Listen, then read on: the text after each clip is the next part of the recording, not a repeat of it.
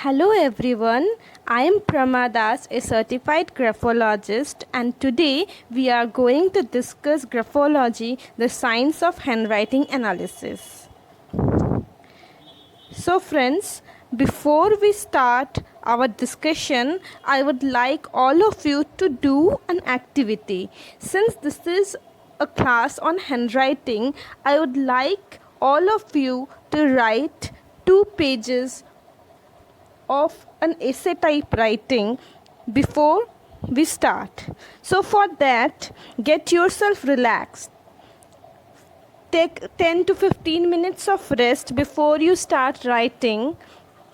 The writing should be done on A4 sized papers. So make sure you have 2 A4 sized papers and also a few A4 sized papers beneath the writing page just to get the consistency.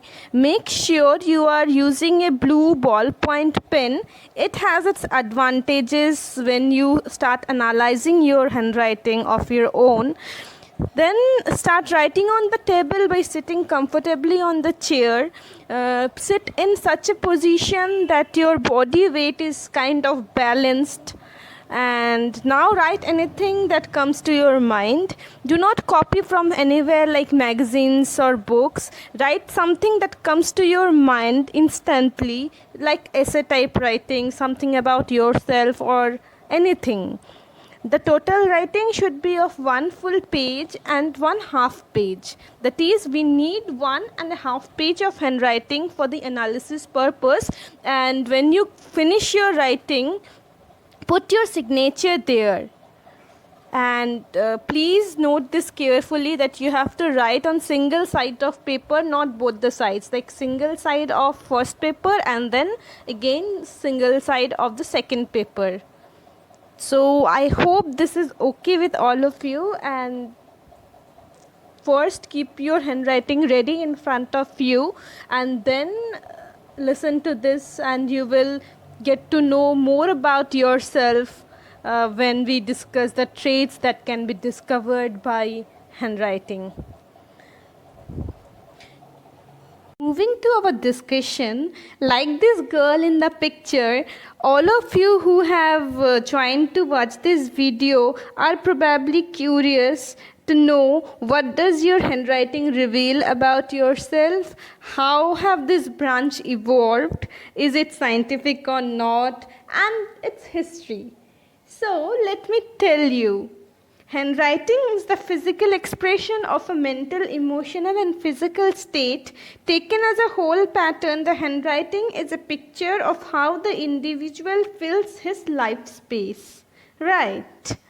Then, handwriting is also an expressive projective tool that we regularly use in psychology, mostly to get clues to one's personality, the emotional behavioral traits, the person's character, and the mental environment of the person. Okay, so the writing page here is as a background. For writing itself can be considered the individual platform, stage, or life space against which the drama of life is spun out in the waverings of handwriting patterns. It is also called brain writings since it is the brain who does the actual function, giving signals to the arms and the other parts, and ultimate result of which is the motor movement that happens. And that is why sometimes people who write with toes or with left hand or write with anything than the traditional also have a proper handwriting, and the mental characteristics of which are not that variable also. So the history of graphology. Let me tell you how long it dates back to. And one of the first attempts of studying personality traits on the basis of handwriting purely was made in 1622 by Camillo Baldo, an Italian physician. But the scientific study of the same began with the French scientist J.H. Micon in the year 1875. Now, if it is scientific or not, it is absolutely scientific, and a lot of research is being going on in a scientific manner on how health and graphology are related, and how this advanced representation of brain movements can lead us to other discoveries. So graphology is a journey from graphic symbol to the psyche, that is from the known to the unknown. Like all the sciences, starts with the known thing and reach to the unknown thing. Right, so graphology is same. Another argument to state that scientific nature of graphology, I would like to point out to all of you that there is an international standard of interpersonal agreement among experts regarding the interpretation and meaning of basic graphic structure, with standard measuring systems of size, space, pressure, etc. And we also have various measuring tools, grids and calculators which yield the same result all over the world. Which is why we can say it is scientific, because scientific things usually result the same wherever you test them or try them. Right. And about what graphology cannot tell. Obviously, it cannot tell everything. For example, it cannot tell the chronological age of the writer, but by just looking at the writing sample, it cannot tell the gender or sex of the writer, if he is male or female or of another gender. We cannot tell that by just looking at the writing sample. It is not an occult science or astrology type of thing which can predict future of the writer as in astrology. We do not do it in graphology. It is more concerned about the present state of the individual and his psyche. And also, we should not confuse with calligraphy. Calligraphy is a form of articulate writings in different patterns and designing them, and graphology is the analysis of handwriting. So both are calligraphy and handwriting analysis, graphology are different things. This has to be noted. Also, I have to mention here one thing is that in graphology we focus on how the things are written, how the spacing is done, how the alphabet is formed, and not on the subject matter, that is what is written, if this is a poem or this is an essay. We do not focus on that. We focus on the dimensional aspects of it. I think I made some sense and this thing is clear to you. Next we move to the emotional sides of writing. Identifying how a person's social emotional life is like from the handwriting. I guess this is one of the interesting parts of handwriting analysis. Slant is the emotion on the surface. This is how someone tackle or fulfill their emotional life moment to moment. And we can say that slant is the overt spontaneous emotional reaction to situations individuals give, and it explains how one expresses, suppresses, or controls the emotions. Individualized slant appears through our rearing process by our parents during our childhood. That's why different people have different type of slants. In the picture here, the hold emotions, this one, the straight one, blue line on making 90-degree angle.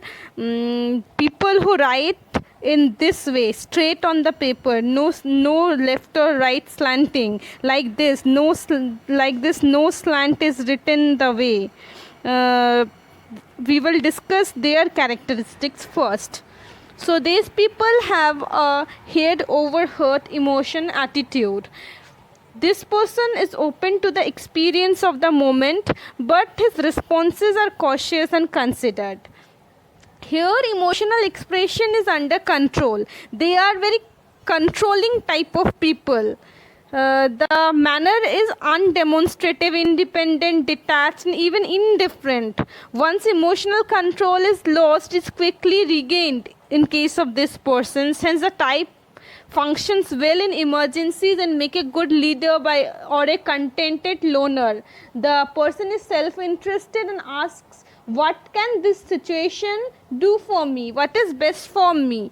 In arguing a point, this writer will make an appeal to judgment rather than to emotion. And often he has a great deal of personal magnetism and a drive it that is very attractive.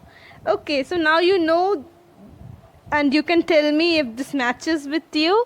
Also, these writers hold their emotions, cannot express easily. They express only to those whom they feel very special, and they're choosy in this way, but they mix with everybody, keeping them emotionally out of the relationship. Like, no one will guess that the person is not emotionally involved with them, but this is actually the case. So it is very difficult to understand them. Oh, they are misunderstood and they are ruled by their head and not by their heart, as I have mentioned already. They act, spend, purchase very logically. Not that that they like something and they will buy. No, they will think and use logic and then do what is best from them. They have the better ability to cope with emergency situations, since emotions are taking a back seat and logic is taking the first. So they always have a conflict between approach and avoidance. It is very difficult for them to approach with a rose easily, so they cannot express emotions. This is the intensity with which they cannot express their emotions. Their reactions are very much business-like and investment is intellectual. They do not have a best supported childhood, as a result of which this handwriting is seen, and a sense of responsibility has emerged at an early age. So they are very logical, and approach avoidance conflict is there, so they are always very highly stressed, right?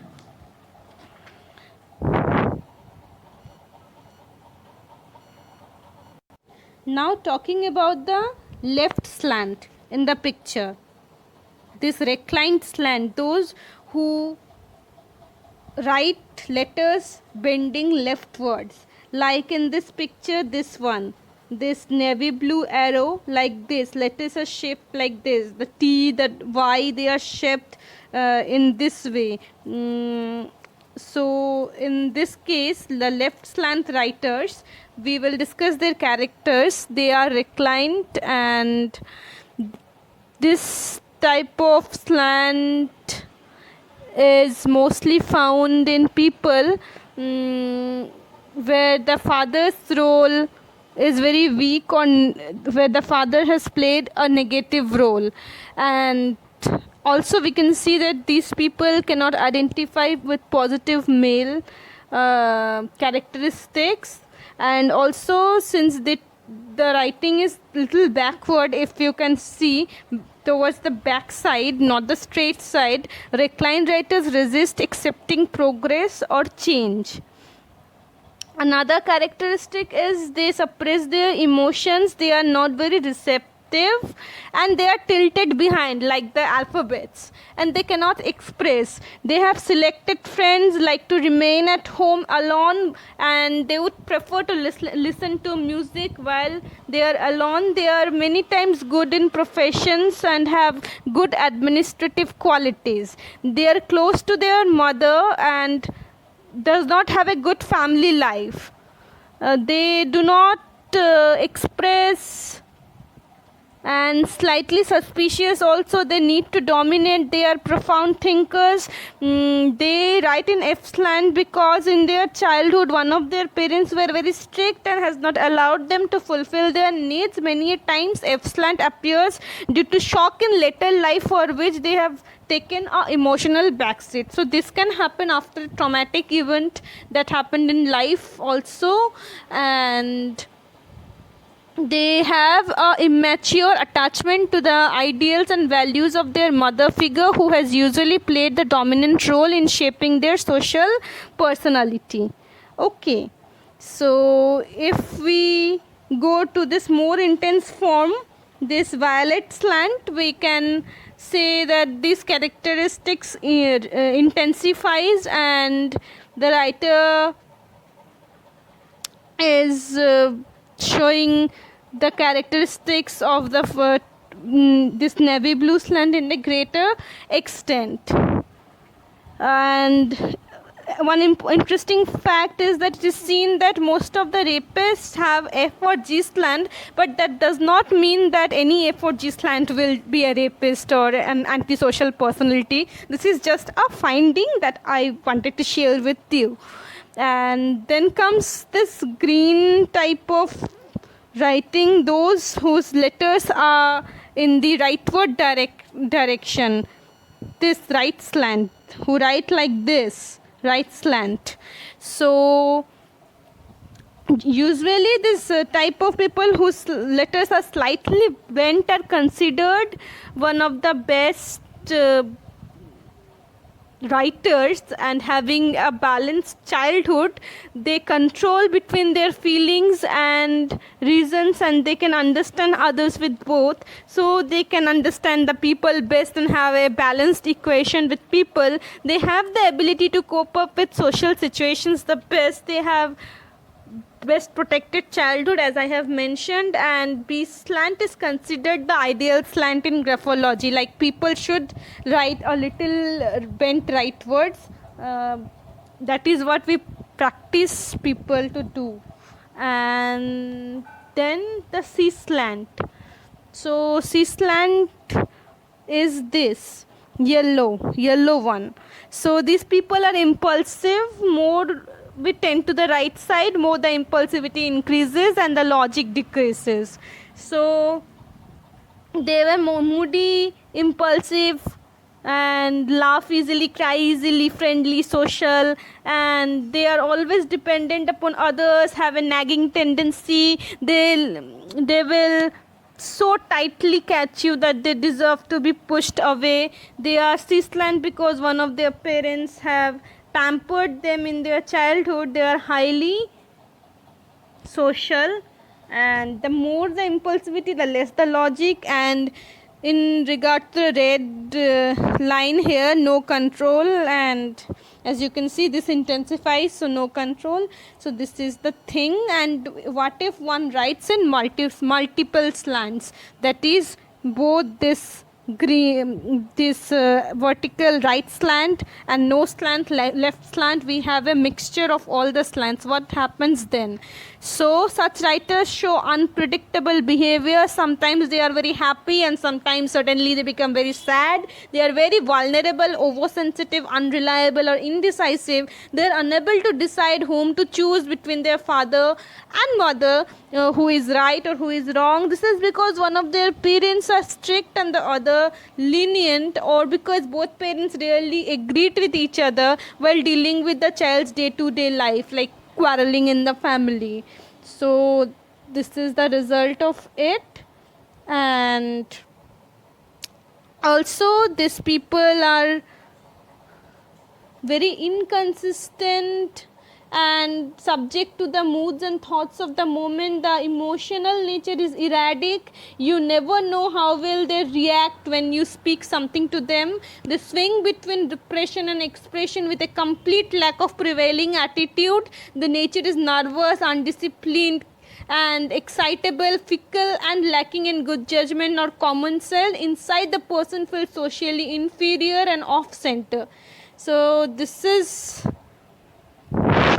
all about slanting and emotional lives. Do tell me if they match with you. Okay, we are now starting to discuss the characters associated with the letters. We first start with the alphabet C. This image is from a book on graphology from the Kolkata Institute of Graphology, and we start with the first image, that is the first C, number 1C. The number 1C. So number 1C, those who write in number 1C, they are very comfortable in society.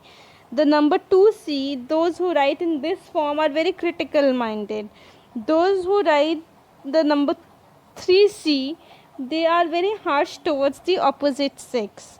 And the number 4, who have a starting stroke in their C, they are very stubborn, they start late and get to the point late. The number 5, C, they are also very harsh and stubborn, and mostly they don't share their feelings with others.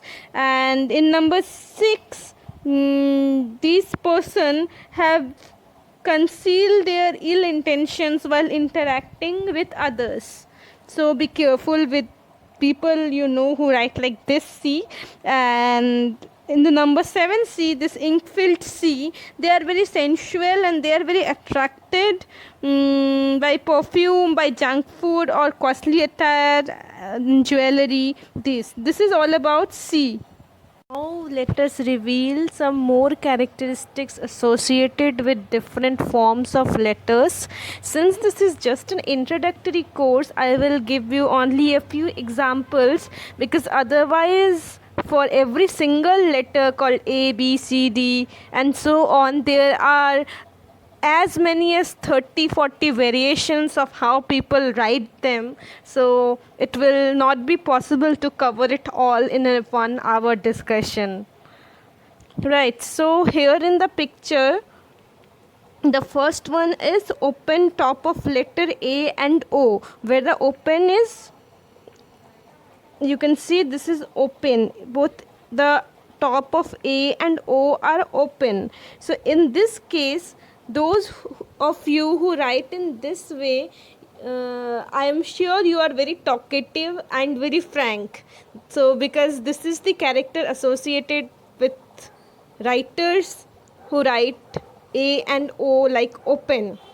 Next is those who open the down of the letter A and O like this one, second one. So this type of writers are somewhat dishonest, I will say. They have something to hide. They cannot be completely honest with oneself and others. The next are those who puts a loop on the left side while writing A and O, as you can see in the third row. So those who put loops like this on the left side of A and O are very sensitive, very oversensitive, I would say, and they are self-deceiving for that matter. Next is those who write loops on the right side of A and O. So these people are very secretive in nature. They can hide things very easily, and they are capable of hiding very serious matter even. Okay, now this is all about this. And those people who write loops on both the sides, that is left loop and right loop, both are present in one alphabet, that is a combination of number 3 and number 4, as you can see. These people are capable of lying perfectly. They are also sometimes called as the pathological liars. Next is some more characteristics associated with these letters. I am giving one example. As I have said, it's not possible to cover all in this. So the people who write small s in this form are losing health and money. If you can observe, you will find that they are losing health and money. So we can help them to resolve this by writing a better form of S, which we do generally in graphotherapy under a supervisor, a trained graphologist, so that certain aspects of their health and career may get benefited. Next is the small q. Who write small q in this way are loner. This small q, they are loner, and they love to spend time with themselves, and they act very directly to stimuluses. Okay, Next is the K. Those who write this type of K, so K basically is a symbol of aesthetic senses and sensuousness. So those who write this type of K, like the cursive K, they like solitary places for being romantic. They don't like crowded places to be romantic. They like places away from the noises to be romantic. And those people who like this K, they are the fourth K, the K below the cursive K here, they have no time for romance. So kind of contradictory to the cursive K. Next, we have the kind of Y and G. Those of you who write Y and G like this form, I would say that graphology says that you are kind of guilty minded because you have done something wrong and is unable to disclose that, and it makes you feel more guilty about the situation. Then moving here, we have the I. Those of you who write the small I without a dot in it, so you must be very stressful person. And the next one who writes the I dot like this, the second I, the one below this no dot in I, they are, I would say, very attention seeking and have a very good aesthetic sense, which is nice, but then they also have the characteristics of being a little bit of narcissistic, and that is okay. That is a part of their character. So don't be sad about it. And the next is W. Those of you who write W in this form are very close to their mother figure and a little bit away from their father figure, emotionally speaking. And those of you who have this left loop in V, they have a difference of opinion with their father. Same with those who write W with a left loop like this, same, you are also a bit having a difference of opinion with your father. Those of you who write V or W with a right loop like this, you are having a difference of opinion with your mother. And this convoluted B, if you see small b, like this small dot in the side, they are very egoistic, and any convoluted stroke like this in any small letter is a sign of egoistic. And this last one, this broken I would say, those of you who write this has parents influence from a distance and not directly have a relationship with parents which is distant, and it is visible.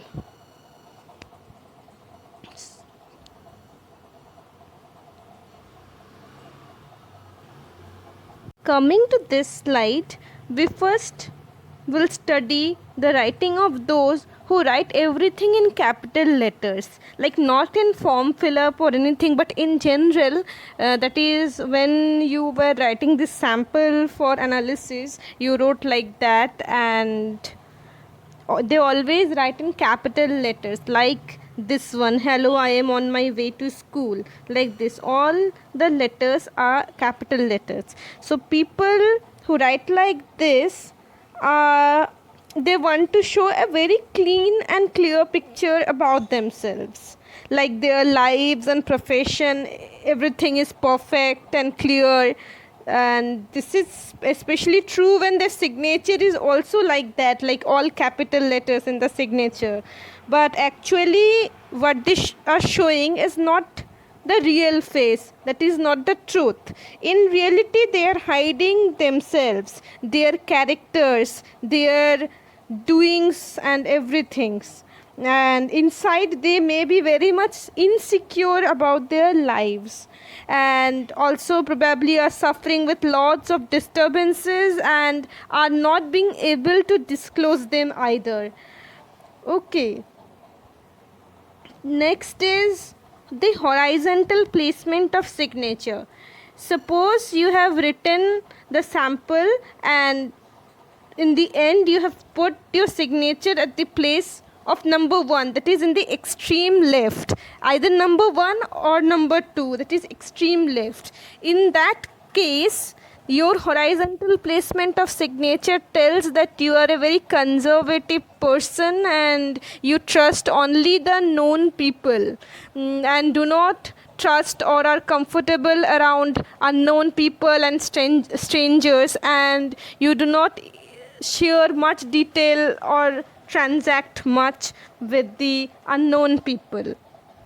And those of you who have placed the signature in the number 3 and number 4 position, that is towards the right side of the paper, about you, the graphology says those of who have written the signature in number 3 position, they want to face calculatively in life new people and new situation. Like they will have a mental calculation of if that is right or if that is wrong, and then they will interact. And those who have placed a signature in the 4th position, that is the extreme right side, they are the real risk takers. Even they can take the risks alone. They don't need a number of people with them to take any risk, and they do not fear to face the failure or fear the unknown. Okay, so these are the characteristics associated, and next we will discuss signature analysis. So signature is the facade that we opt to show the world.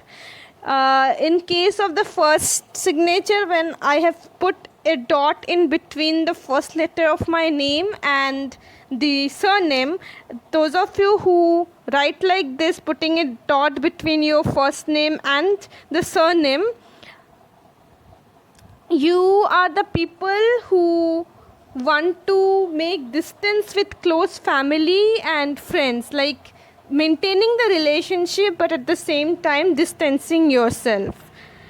The next one is where I have written the first letter of my name in small letter. This could be either small letter or written in a very small front.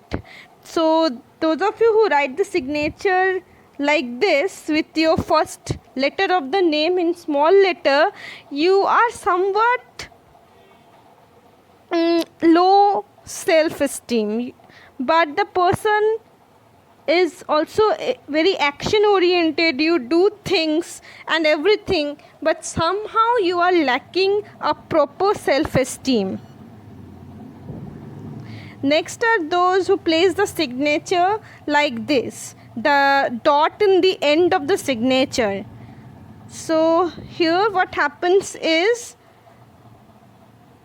you seek distance from almost everyone and everything, like maintaining a balanced distance from everyone and everything, be it whatever.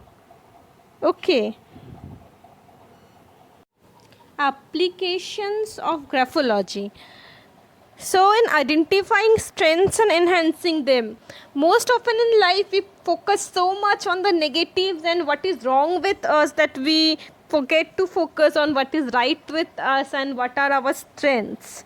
So graphology helps in a person to know what are the positives about him, and so that the person can enhance those qualities and be thankful and happy in knowing that he has some strengths.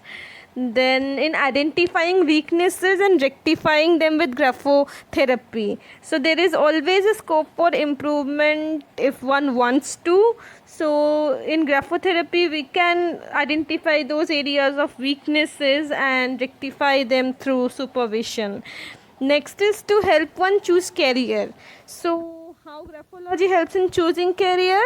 Well, there are certain characteristics like the size, shape, the margin pattern, or the baseline, how the person is writing in the baseline and all these factors. For example, the small size writers are very concentrated type of people, and they want to probe deeper into everything, being very imaginative, creative, and having some practical qualities. Also, they want to remain isolated and not interested in most people's life, but they are someone who help others in demand. So the professions they can do well are those that require them to work from the backstage, behind the screen.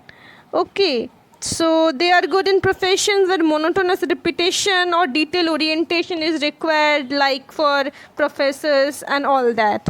In the same way, those who write in medium size are supposed to have a medium growth, since they are adaptable and neither extroverts nor introvert, and they can execute well, so they can rise up to mid-level managers and like that. So by seeing and combining all the traits and qualities from handwriting, we do suggest students to choose a career that will benefit them the most and is suitable for them the most. Now, compatibility between two people. Now, analyzing two separate handwritings of two different individuals, we can suggest how much compatible they are with each other. However, the ultimate aim is not to discourage two people to live together or to not make friends. The aim is to enhance the bond, or even if there are differences, we can work on those differences in a graphological manner so that their sustainability of relationship gets a better chance. Also, it is a complementary therapy to mental and physical illness, along with the medication, along with the other therapies like CBT or behavior therapy or normal psychotherapy. Graphotherapy, practicing regularly, can boost the aspects of personality and make the living of a person much better. In the final section, we would talk about the graphotherapy in brief. As in the picture, we can see that the main aim is to turn sadness to happiness or enhance the quality of life in general, like any other psychotherapy. And graphotherapy is a controlled change in the weak areas of writing pattern after a thorough graphic analysis of existing writing and identifying the strengths and weaknesses, if there is a resistance to therapy or if there is some sort of signs of insincerity, all these things. So the graphotherapy means symbolic healing, like its literal meaning is that it was first discovered and used in France during the 1930s, and it is a well experimented science by which weaknesses in personality can be identified and the enhanced mental ability and strength of a person. Graphology mainly works by the principle of developing actions into habits. Actions are shaped through prescribed reshaped writing, which one requires to prescribe regularly at a regular timing as one takes medicines, till the new handwriting is fed into the habitual mode and acts automatically whenever one writes for the bodily responses and action. By this, considerable changes occur in the thought process and other bodily processes, and the person gets positive direction to his weak areas. Okay, and the therapist has to be very cautious before prescribing change of slant or pressure, because without considering the overall aspect of the 1.5 page of handwriting along with signature, if changes are given in a random fashion, they may be detrimental. So a caution is needed. Follow-up is the most important after prescribing a therapy, because people initially may not be able to follow exactly the instructions, and if not supervised correctly, even a slight mistake, a different form of writing, a different pattern of letters, if unattended, then instead of rectification, the person may create a new trouble for himself, and Another thing of importance is graphotherapists do not give a prescription, because graphotherapy is a trial and error method type of therapy and not a prescription based therapy. If we give prescription to the client, they may think that they do not need to see the therapist once in a while, and they may continue to practice only a single style of writing, which may be detrimental. So these things need to be taken care of. And also at least for 4 months a graphotherapist should supervise a handwriting, and the therapist should review the writing in every 3 or 4 weeks, along with some behavioral modification and lifestyle modification that is also provided. If the person experience changes in himself that he is not comfortable with, or if there is something going wrong, then we eventually reshape the therapy and look into the matter. For a beginner of graphotherapy, one suggestion is that you should always keep your ovals like A, O clear. Do not make loops or like backstabbing, dash or something into the ovals. Also try to keep the first letter of your name moderately long and have a legible signature. This is a small suggestion from my end. And with this, we have come to the end of the video. And for more detail, you have to study the matter. So friends, I guess with this introductory session on graphotherapy and graphology, I am being able to inculcate some interest in you all, so that you can further acquire knowledge on this field, which is very interesting and is very promising in the upcoming days to come. With this, I would like to end the video, and here in the right side of the panel you can see my email address at pramadas505@gmail.com. You can connect with me if you have any queries regarding graphology. And I guess you all liked the session. I would like to know your feedbacks in my email. Thank you very much for watching.